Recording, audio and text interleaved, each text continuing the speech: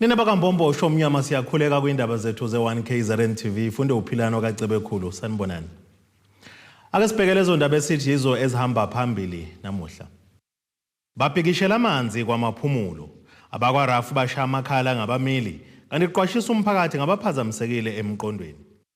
Sanemukela kwindaba zethu ze1KZTV.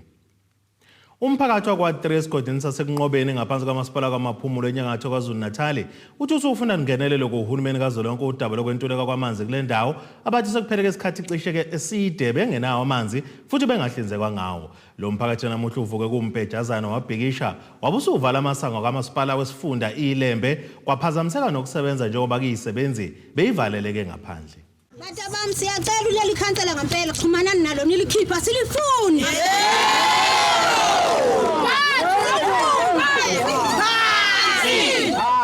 Litshela nje ngomoya wesonto ngoba liyasithuka lidla likwazi ukuza kithi ngoba liphephile. Sizolenza sikhulumile. Batabam ake nihambe niyoshayela emsamo. Yes. Kuze kodwa kwanamhlanje nje sicela amanzi. Yes. Lawa nje emoto le ephezala sicela amanzi. Leli elinye lamalungu omphakathi ebelikhala ngokuthi bona sebekhulile abasakwazi ukuzothutha amanzi kodwa isimo abaphila ngaphansi kwaso isona sibenze bavuka ngehora lesibini namhlanje kuseni bazovala amahhovisi ukuze nganyakazi lutho njengoba bethi akubasizi ngalutho kuba khona kwamahhovisi eLembe ngoba ababanikeza amanzi. Oyinduna yendawo bathi lolu daba sebefuna lengenelelo uhulumeni kazwelonke. So iminyaka ke msakazi engekho amanzi empompini iminyaka amapipe bekhona dephuma amanzi empompini phambilini ngabo 2000 mhlambe 5 kuya ku9 kusukela lapho akaza aphinda aqhamuka kwamapipe asaqatshulwa nje awuthole sike saba nemhlangano nabo kwazi kwanenkulumo evela ukuthi kune budget yokulungisa inqarazinda yamanzi ebalela ko3 samshintsha miliyoni kodwa azithola ngisho report ukuthi kwenzakalani kuze kube manje kwamavate likaninga akwazi ngisho nokunelisa abantu kwasawona akasafikwa manje. Okamasipala wesifunda iLembe ubese ethembisa ukuthi bazokwazi ukuthi benze imizamo yokuthi kwandise isibalo sezimoto. Sizocela nje nisinikele umphako ukuthi ake sambeni ngokweLembe siyibuyise ipitsi kungenani ezoba kule video lena eningakuyona. Okwesibili i-water tank njengoba ingakunina iLembe fanele namhlanje lisho ukuthi lithinike nge-water tank ezoya ngakunina. Yes. Bese ke nasenikhuluma ke ngamapipe aphansi amanye ahlephukile. Ngicabanga ukuthi ke lokho ke umanager uyakuzwa fanele sikhulume futhi ngalo. Ngicabanga ukuthi zintathu izinto esinika zona. Zintathu. Okunzinyana ke ilokhu ukuthi ukhansela ansenaye umasipala unilahlile. Yes khona ngokubukela isimo ngeke ngisho ukuthi ni wrong manikhuluma lokho. Lo mphakathi usakungagcini ukuthi kukhunye indaba zezimoto eziletha amanzi kepha kube nesisombululo esizokwazi ukubalethela amanzi emakhaya. Kodwa bohosibisi wezindaba ze1KZTV kuchannel 261 ngisekunqobeni Kwamaphumulo. Lo ngumphathi webesikhwama esinxephezela abantu abalimaleke engozini zomgwaqo road accident fund kuleli Collins lethwalo uthi miningi bezikhalo ngabameli abaqola amakhasimende abo nokuholela ekutheni ke izimali zawo zokulimala ezingozini igcine ezingafinyelele ngakuona sekuholela ekutheni ke bethule kuhle lozoqinisekisa ukuthi baxhumana ngqo nezisulu. Ulethalo usho kanjena ke kuqhubeka uhlelo lokuchushisana ngeindlela ezingcono engasetshenziswa ukwelekelela abesuke befaka izicelo zokuthola le mali. Njengendlela yokuzama ukuphucula indlela isikhwama semali yabalimale emgwaqeni kuleli road accident fund esisebenza ngayo kubanjwe inkomfa eyinsuku ezintathu ngenhloso yokucobelelana namazwe afana neBotswana, eSwatini kanye naseNamibia ngenhloso yokucobelela isikhwama selakuleli ngolwazi. Isikhulu salesikhwama kuleli siveze ukuthi okusemqoka kubo ukulekelela labo abasuke befake izicelo ukuthi ke baphinde bakwazi ukubuyela esimeni esifanele. Uphinde ke wathinta izinguquko ezikhona. We want a direct relationship with our claimants, and we want to make sure that our claimants are empowered in that way. And we want to make sure that we simplify our processes so that the claimant get the most benefit. Lawyers usually take 25% of the claim unnecessarily, what you pay out. We are saying that we want contact with our people, as this year is the year of the claimant at the Road Accident Fund. For the next 3 days, we'll be sharing experiences about case management and what should be done. What is important for us is to make sure that the claimant is rehabilitated back into the community, into economic activity, and that's what we are sharing. Countries like Botswana are quite ahead of us in South Africa. We are sharing those experiences with them to ensure that South Africa also gets to have a situation where most of the people that get injured on our roads are able to go back to work. Kunokungagculiseki ngokusebenza kwalesikhwama njengoba iningi likhala ngobuningi bemigudu elandelwayo ukushaya ngonyawo lonwabuke kokuba kuphasiswe izicelo njengoba kuphela iminyaka eyisulu zigqiqa nokunye okuningi. Kule nkomfa kuveleke ukuthi phakathi kwezinto ezicutshungulwayo imbangela yengozi, uhlobo lokulimala, indawo loyo ofake isicelo ahlala kuyo, umsebenzi awenzayo nokunye ke okuningi. But what strikes me from this case particularly is like the date of injury was the 18th of June, and the date of the assessment or the claim was submitted 6 years later. So that's very late. A lot of things can happen between those dates, and we don't know what interventions was used, what health behaviors the patient adopted, and what they didn't do. So the first issue really is, the date between the injury and the submission. And also, in setting up this evaluation, we realized that each required a very robust and innovative way to assess the claims and arrive at evidence-informed decisions. And lastly, I said it's not good enough just to accept recommendations when somebody said this person needs to see this professional for so many visits. For what? What is the purpose of it?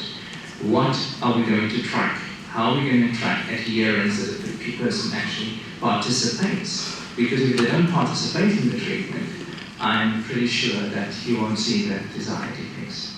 Oletswalo uvezeke ukuthi banosomqulu okulindeleke uqalise ukusebenza maduze lapho ke behlose ukuba abantu bokufika kuleli bangabi yingxenye abahlomlayo kulesikhwama. Well, we have got a new bill that has been, the comments have closed on Monday.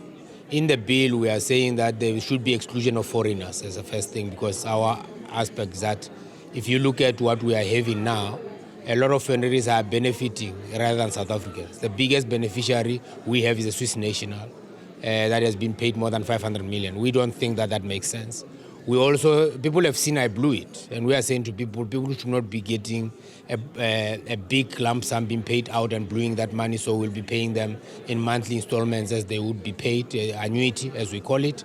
And of course, going forward, we are going to make sure that lawyers are excluded totally out of the system. It must be a system where our people can engage with directly. I mean, you go to SASSA, you have got that. Any other government service that you get, you don't need a lawyer. So we are saying that as a social benefit scheme, we don't need people to have lawyers for them to come to us.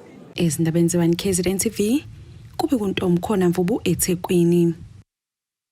Ngqongqoshe uMnyango wezempilo kuzolonke uJoe Phaahla ubungaza usuku labantu abaphila nokukhubazeka ngokomqondo okuhambela umphakathi wasemadadeni ukufundisa ngokuphathwa kanye nokunakekelwa kwabo. Kuona lo mcimbi obubanjwe esibhedlela sasemadadeni kubese kuvezwa kwamalungelo abantu abaphila nalesimo nokuyilapho ungqongqoshe enxuse khona umphakathi kuba labantu bephathwe njengabanye abantu.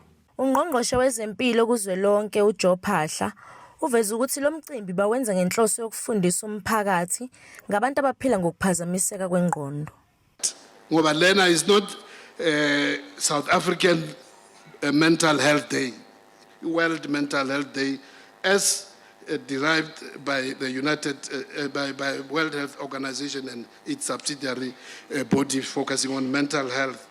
We are here to raise the profile of mental health, educate ourselves as communities, make sure that we can raise awareness of mental health, awareness of the signs and symptoms of mental illness, kumphakathi wonke, not just abantu abasebenza ezibhedlela, from the health workers. Uqhube ngokuthi ukubizwa ngamagama kwalabantu kuyabavimba kube bevela obala ngalesimo.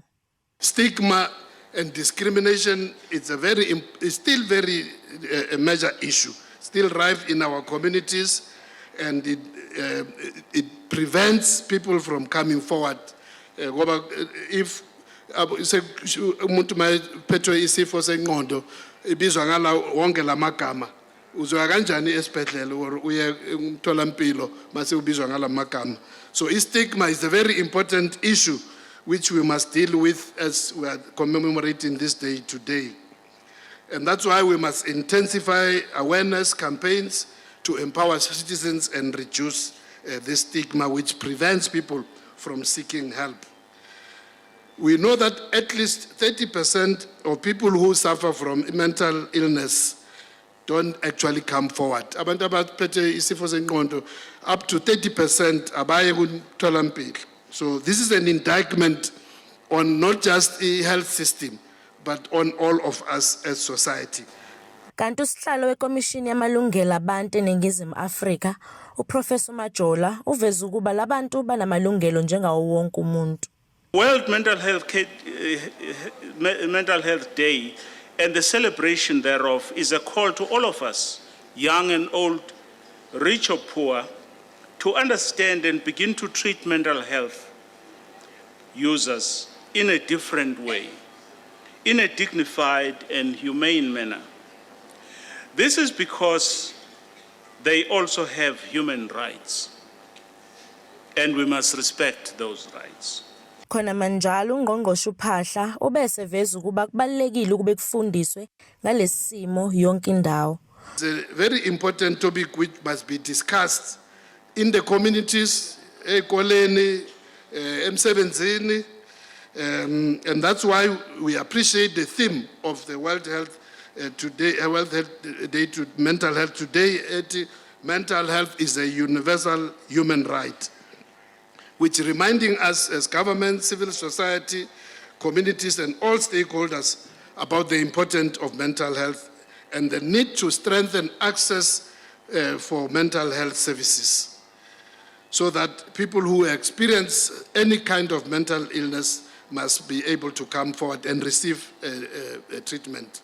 Sobekadladla ezindabeni ze1KZTVNews ngisemadadeni. Ake sithi shelele itorweni nebesilo sobuye sibuye nezinye zindaba.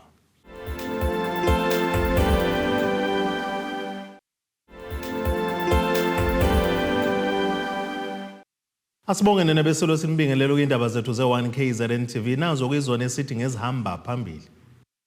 Bapikishela amanzi Kwamaphumulo.Abakwa Bashaya Amakhala ngabameli kanti iqwashisa umphakathi ngabaphazamisekile emqondweni. Izisebenzi zesikhungo semfundo ephakeme sizimele ayisesethekwini KwaZulu-Natal zingenela isiteleka ekhalo ngokungaholelwa njengoba sokupheleka isikhathi esingaphezulu kweinsuku ezingama40 ezingaholile.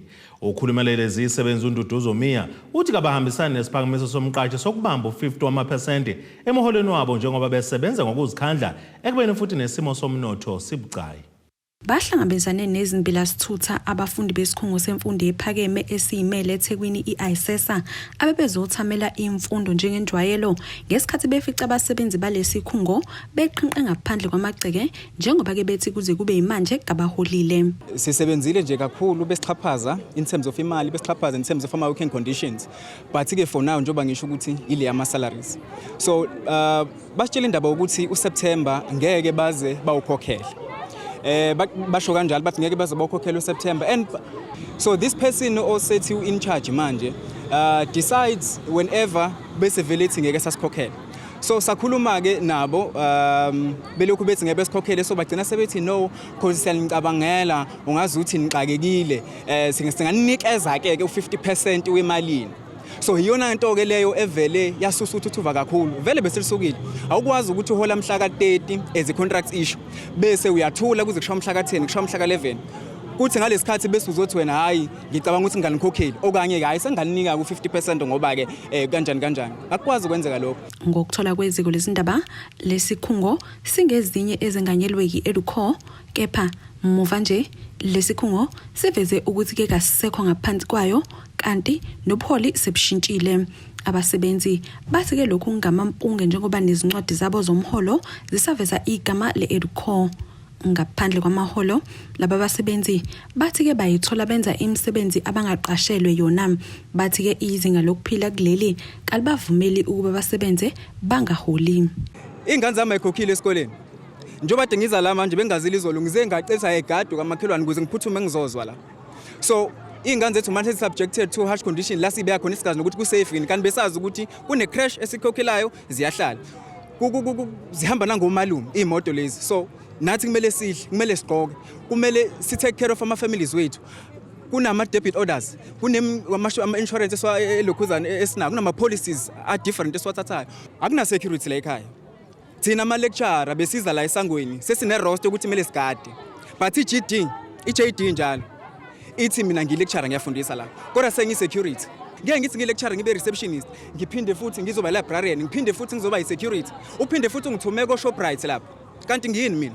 Wonke lama sacrifice ebesiwenza shoots are in vain because baqhamuka manje bazothi no, just do a salary sacrifice. Kabanga mali kabani? Kanti what is sacrifice? You decide in the file morning and saying ngeke usikhokhele. Iziko lesindaba lizamile ukukhuluma nomphathi waso lesikhungo owalile ukuqoshwa abekukhuluma uveze ukuthi ukuhlasela kwe-COVID-19 kanye nokucima kagesi okuhleliwe kubashaye kakhulu. Uveze ke ukuthi kanalo ulwazi ngokungeneliseki kwabasebenzi ethi uneviki elilodwa eqalile ukusebenza kulesikhungo. Uveze ukuthi kungamampunge ukuthi ke babekele laba basebenza etafuleni umholo ongu 50% wala waphetha ke ukutshela iziko lezindaba ngeinhlelo abanazo ukuxazulula lolu daba. Abe EFF okuyibo abebemele labasebenzi singxoxweni nomqashi bathi ke bakhathazekile ngokwanda kwezenzo zokuxhashazwa kwabasebenzi. Ziningi inkampani ezinenkinga ezifana nalezo abasebenzi ezingabaholeli ngoba into eyenzakalayo ukuthi abasebenzi ngaso sonke isikhathi endaweni yokusebenza uma abindawo yokusebenza inenkinga abasebenzi bona njalo abahlezi bezothola ukuthi ibona kumele ba sacrifice thola ukuthi indawo izokwazi ukukhokhela irent yalapho abarenta khona bazokwazi ukuthi bakhokhele ugesi namanzi bazokwazi ukukhokhela amanye ama expenses kodwa bese kuye ngasebasebenzini bazongakhokhela bona batshela ukuthi abazama ukuthi babothi iziphezulu indlela abenza ngazo yonke into inyukile upetrol unyukile yonke into inyukile isinkwa sinyukile ubisi linyukile yonke into inyukile but abasebenzi bazithola bengaholi ukuthi bakwazi ukuthatha ukuthi so that they can take care of their expenses. Imandate abasinikezwe nabasebenzi ithi bathenge bazibeze emsebenzini bayoze bathola imali yabo seyipheli 100%. Okusho ukuthi ayisese imali uma beyakholela ngopheleni kwenyanga le noma baholela baholela ngenyanga ezayo.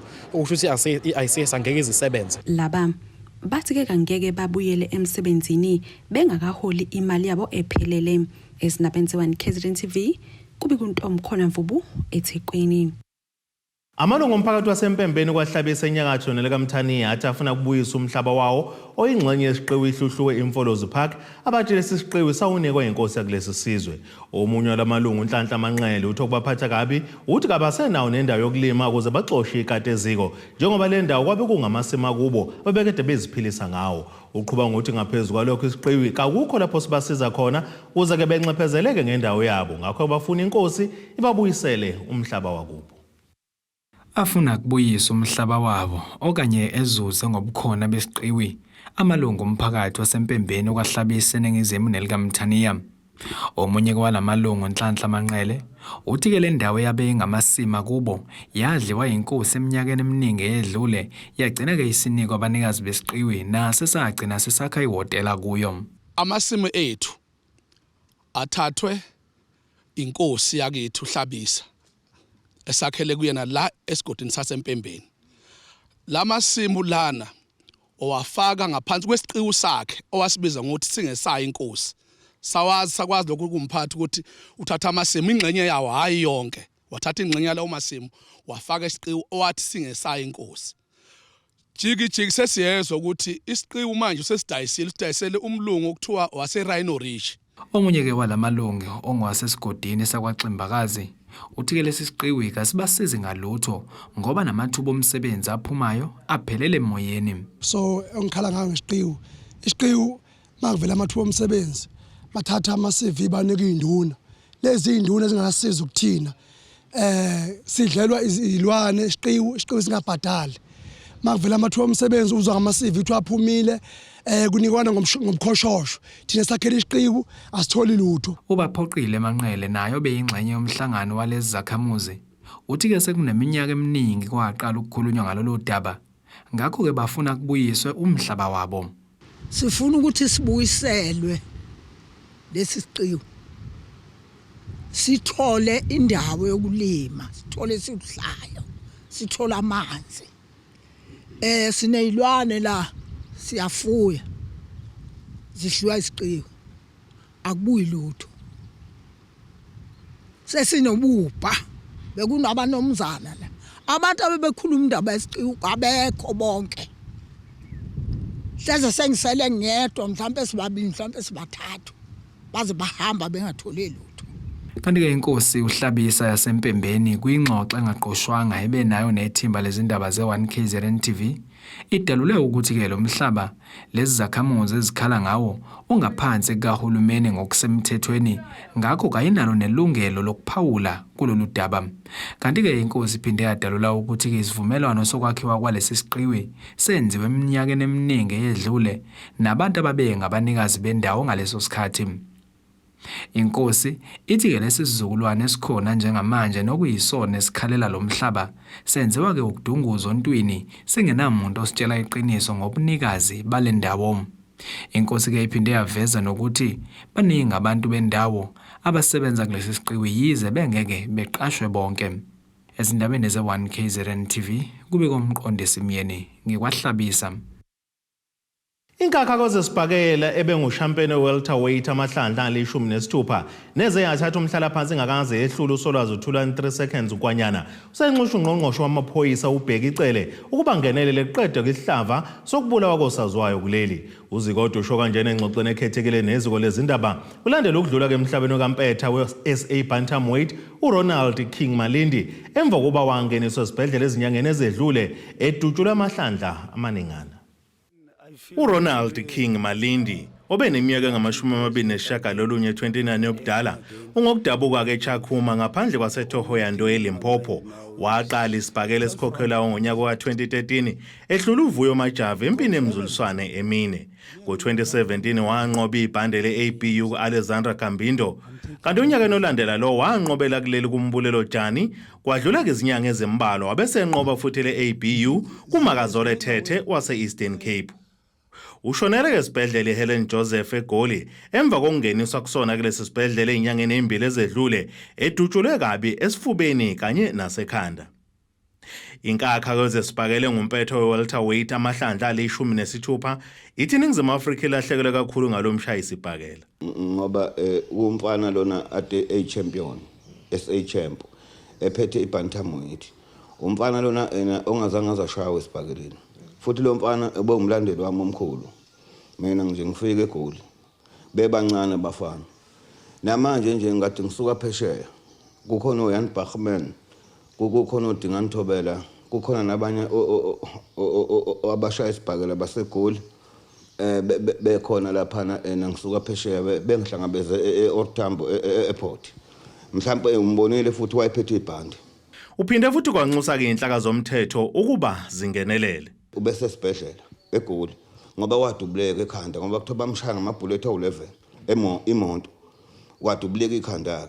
Sonke sithembile ukuthi umfana uzolulama. Awusesiye sizwa sekuthiwa umfana akasekho. Eyisilimele bengicela kakhulu nje uhulumeni wakithi kakhulukazi umphathisa umkhuzo wamaphoyisa ucele kalilandelela idaba lalomfana Malindi ngoba lento lena kuyabonakala ukuthi abashaya isibhakela nabantu bezemidlalo bazophela eSouth Africa ngoba namanje njena sisanda kulinyalelwa ngabantu abaningi ababalekile eSouth Africa. Silahlekelwe ngomeyi weSouth Africa, salahlekelwa ngoSkali eEastern Cape abashaya isibhakela, silahlekelwe uMalindi ke manje ngesikhathi ekufanele ukuthi lento uhulumeni ngiyacela impela ukuthi umphathisa wezamaphoyisa omkhuzo amaphoyisa ucele akalilandelela udaba lomfana ngoba ayisiphethe kahle lento.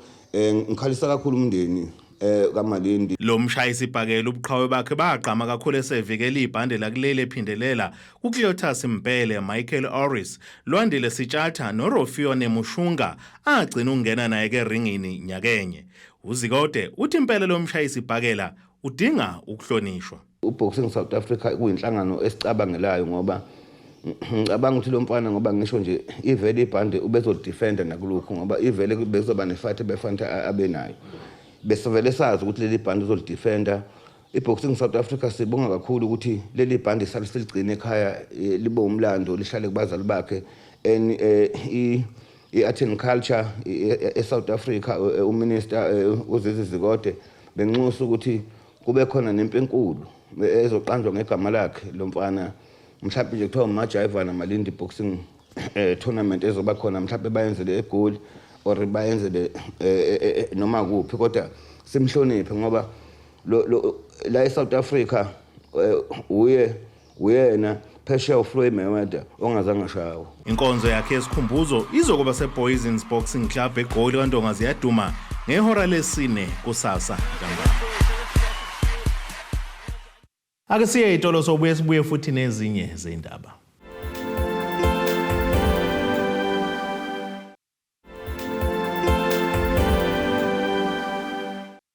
Asibonge siphinde sinamukele nisabukela zona indaba ze1KZTV nazo kwizona esifolo sangazo namuhla. Bapikishela amanzi Kwamaphumulo. AbakwaRafu Bashaya Amakhala ngabameli kanti iqwashisa umphakathi ngabaphazamisekile emqondweni. Ake sibheke enkosini yezomnotho.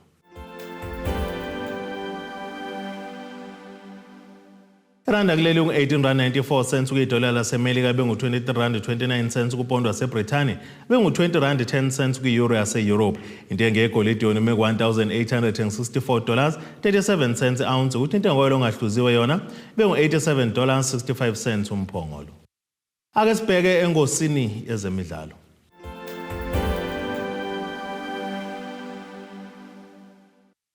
Qaqeshwe Chippa United Morgan Mamila uthi kumqhudelwano weCurling Knockout Cup ubefisa ukuqhathwa neMamelodi Sundowns esabhedelwa izinto kulezi insuku. Ekhuluma ngesikhathi ke kuqhathwa amaqembu azodlala kulo mqhudelwano, lo mqeqeshi uphinde wazakalisa umuzwa ofanayo wathi emva kokungaqhathwa neSundowns ubesefisa ukuthi okungenani ke bakithi aqhathwe neOrlando Pirates noma iKaizer Chiefs. Kanti ke ami kanjena ke wonke amaqembu angaqhathwe kulo mqhudelwano. Sekhukhune United izothonana phezulu neRoyal AM, iOrlando Pirates idlale neCape Town Spurs, SuperSport United itholane phezulu nePolokwane City, kuze iTS Galaxy eqhathwe neMamelodi Sundowns, kube iChippa United ezotholana phezulu neStellenbosch FC, kuze Richards Bay FC eqhathwe neMoroka Swallows, kube iKaizer Chiefs eqhathwe noSuthu Mabhesha Nkwanamazulu FC, bese kuba iLamontville Golden Arrows abafana besithende eqhathwe neCape Town City. Ake sibheke nasesimo sezulu esingalendeleka.